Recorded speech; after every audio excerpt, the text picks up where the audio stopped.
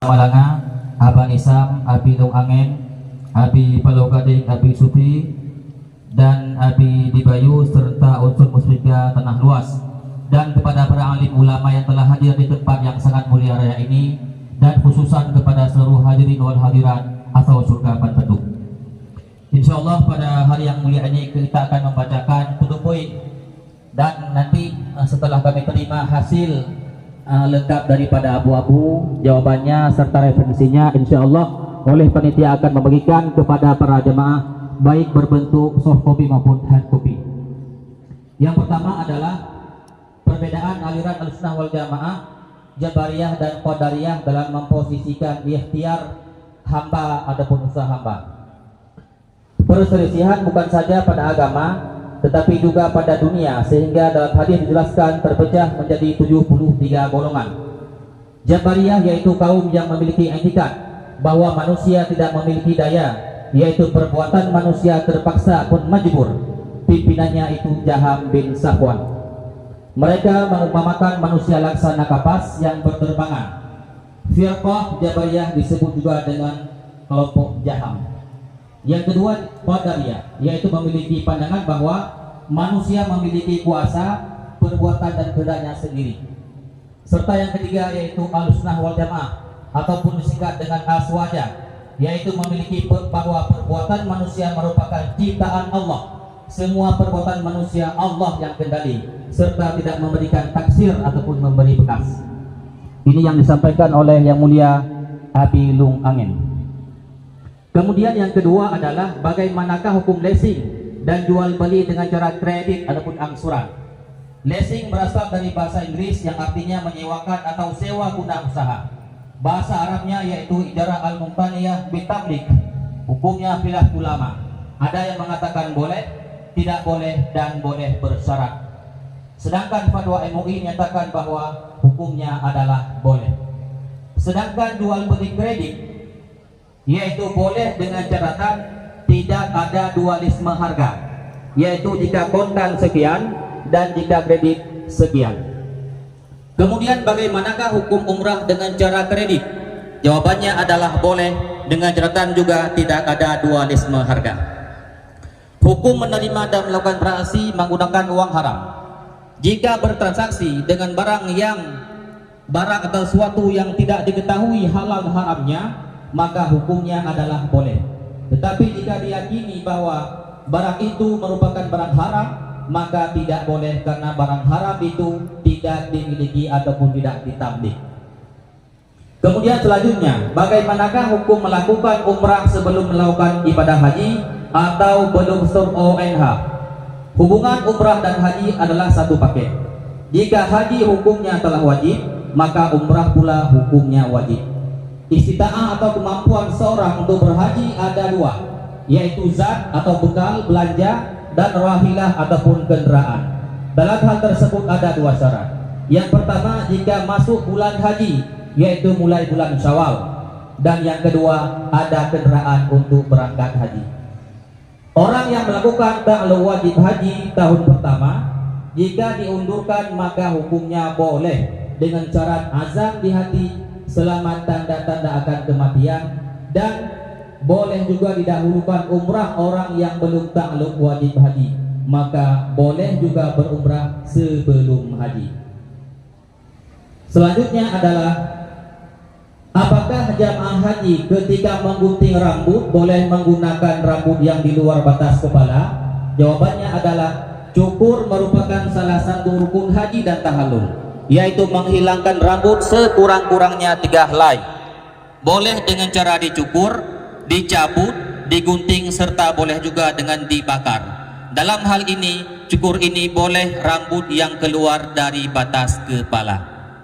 Selanjutnya, apabila suami istri menikah secara sirri, yaitu tidak tercatat di KUA, kemanakah istri tersebut ataupun suami tersebut melakukan gugatan fasakh?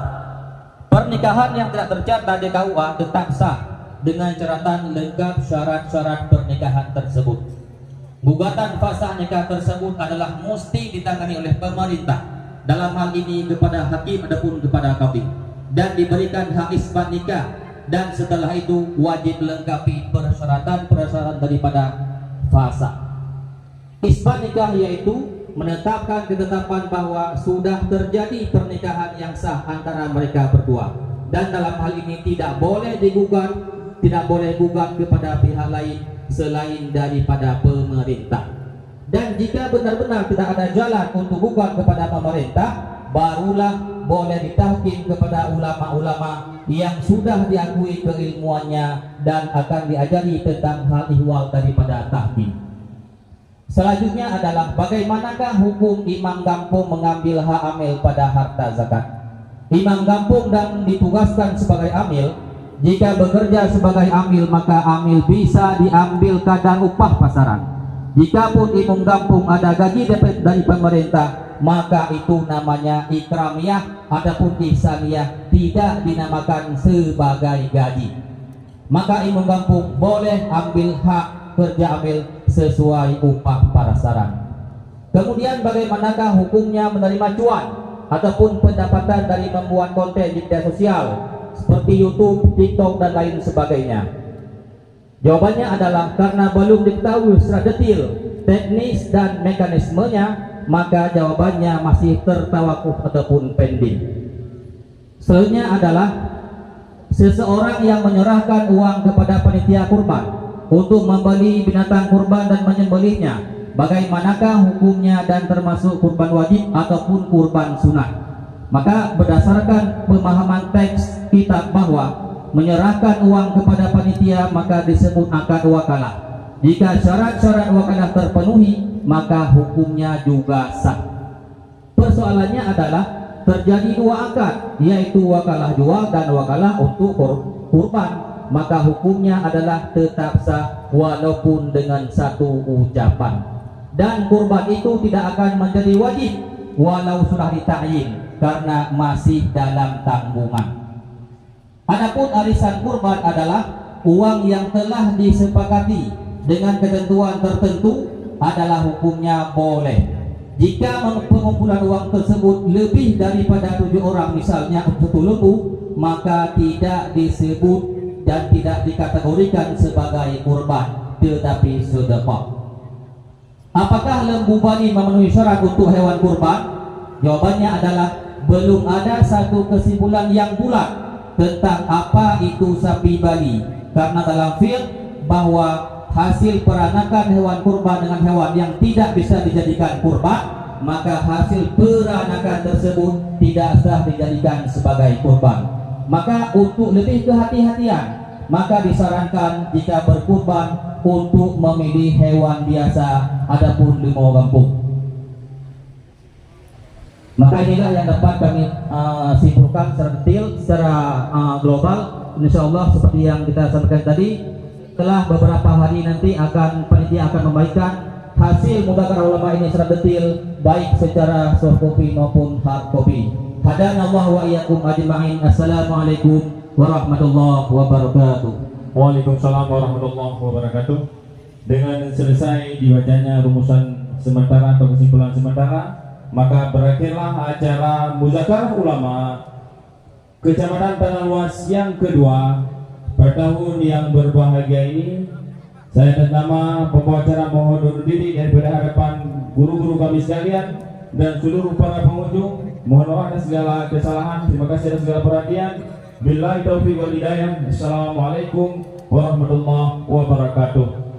Namun sebelum guru-guru kita mohon untuk mengadakan konsumsi bersama juga banyak panduri gudai-gudai, maka gudai-gudai dan para tamu undangan Mustika plus Kecamatan Luas untuk mengadakan foto bersama sebagai kenang-kenangan dan menjadi bahan pertimbangan untuk kegiatan pada tahun yang akan datang.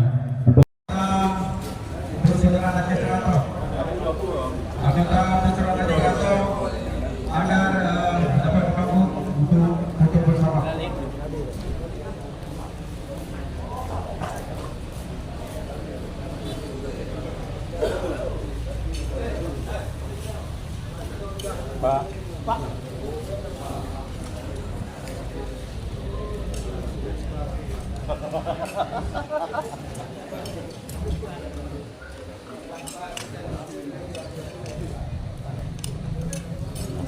Ano